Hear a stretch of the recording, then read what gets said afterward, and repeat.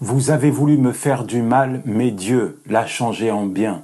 Genèse 50, verset 20.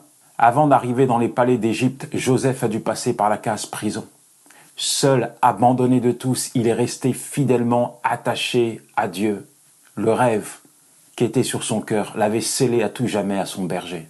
Et chaque jour, il devait avoir les yeux fixés sur lui. En réalité, sa communion avec Dieu le maintenait debout, le maintenait en vie. Et il est resté fidèle à Dieu, convaincu que l'homme n'était pas l'appui de sa destinée, mais Dieu et Dieu seul. C'est donc sur les genoux qu'il a appris ses leçons divines.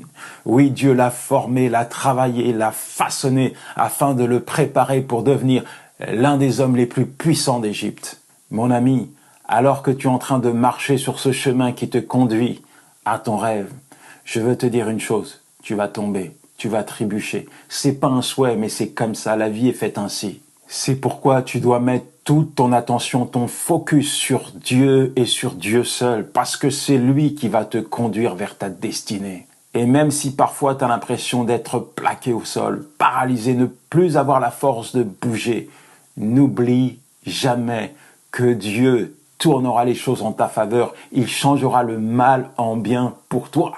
Ah là là, si j'avais regardé à tous les obstacles qui se sont dressés sur ma route, à toutes les portes qui se sont fermées, à toutes les critiques, à toutes les flèches qu'on m'a envoyées, je pense que je ne serais pas là aujourd'hui. Trop dur, non, je n'y arriverai jamais. Mais tu sais quoi, mon ami?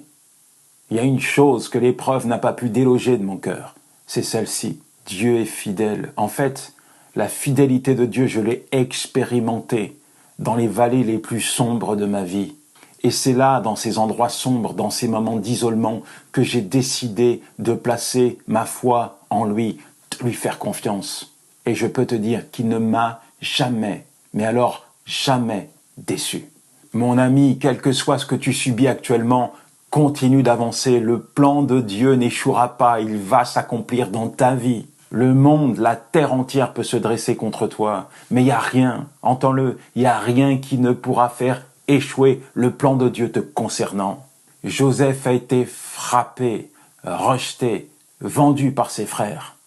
Et ils ont dit à leur père, ton fils, il est mort, plus jamais tu ne vas revoir son visage. Mais ce qu'ils ignoraient à cet instant, c'est qu'en l'envoyant en Égypte comme esclave, ils l'envoyaient tout droit dans l'accomplissement du rêve de Dieu.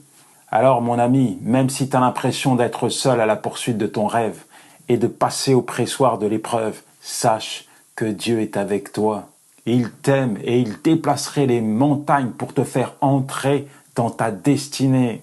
Prends courage, fortifie-toi, médite sa parole, parce qu'avec lui à tes côtés, tu vas y arriver.